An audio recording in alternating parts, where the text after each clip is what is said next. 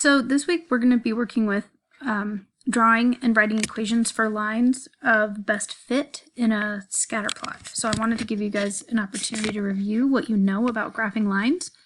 This was a long time ago, but you at one point were familiar with slope-intercept form. And slope-intercept form is this. It is y equals mx plus b. And remember, the m, that variable in front of the x, represents the slope of the line, and this b represents the y-intercept of the line. So where the line crosses the y-axis, so it's where it crosses the y-axis. And remember, this is your y-axis. Just as an aside, this is your x-axis. That's what the y-intercept means, and that is where we're going to start graphing. The slope is how we move from point to point on that line. Slope is counted with rise over run. So if, for example, we were trying to graph this equation, y equals 1/2 x, let's go with -3. This means that our y-intercept is -3, and remember that's where we start on the graph. On our y-axis, we go down to a -3 at a point, and we get points on our graph by using the slope.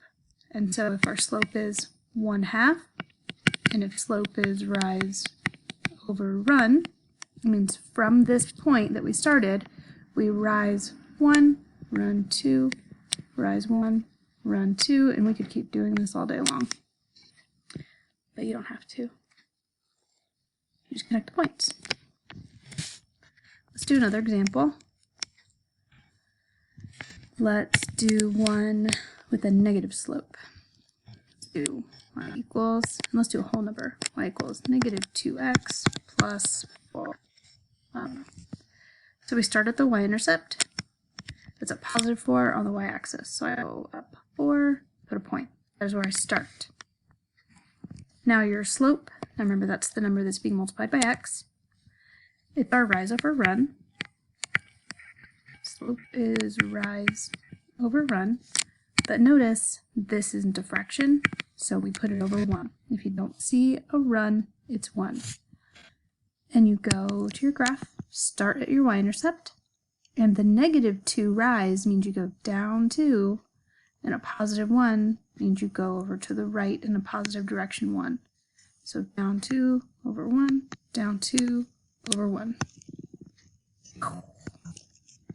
So for every equation, this number that's being added and subtracted on the back tells you where this line starts on the y-axis, and this number in front of x tells you the slope of your line, the steepness, which direction it's going, whether it's up or down, and it tells you the steps that are taken from point to point on that line.